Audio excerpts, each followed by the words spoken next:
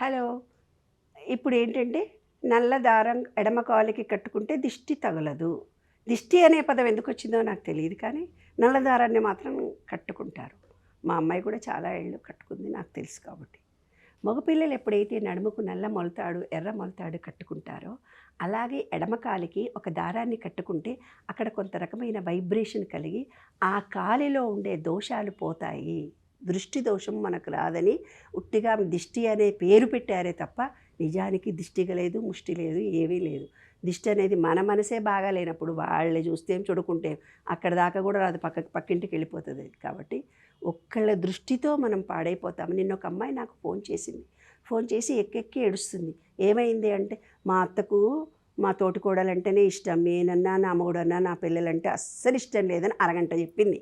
ఏం చెప్పకూడదో అన్నీ చెప్పినాక నేను అన్నా, అసలు నీకు నీ పిల్లలంటే ఇష్టము, నీ మొగుడంటే ఇష్టము, నీ సంసారం కావాలనే తపన నీలో ఉండాలేదు. కానీ ఆమె మమ్మల్ని చూస్తలేదు, ఆమె మమ్మల్ని అవమానిస్తుంది, మా ఆడపడుచుకే మొత్తం ఆస్తి రాసిస్తుంది, నన్ను చూడట్లేదు. నీవు నీ పిల్లలు నీ సంసారాన్ని గురించి ఆలోచించింది 1%. ఆమె మమ్మల్ని చూడటం లేదు, ఆడపిల్లలనే చేస్తుంది, నా తోటి కోడలికి బాగా అంటే నీ 70% 90% థాట్ ఫీలింగ్ అంతా దేని మీద ఉంది?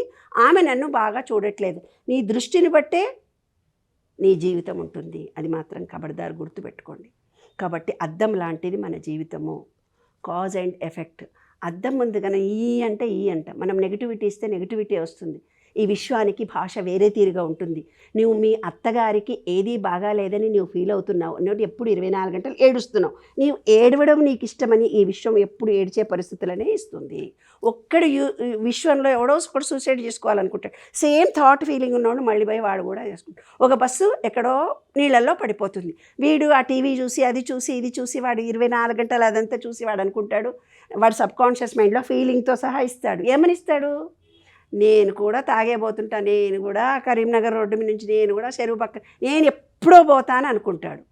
అనుకోని ఆ బస్సు తీసుకుంటాడు, స్టార్ట్ చేస్తాడు, డైరెక్ట్గా కాలువలోకి వెళ్ళిపోతాడు, బ్రిడ్జ్ మీద నుంచి నీళ్ళలోకి దుంకేస్తాడు. వాడే వెళ్ళిపోతాడు, మనకి తెలీదు.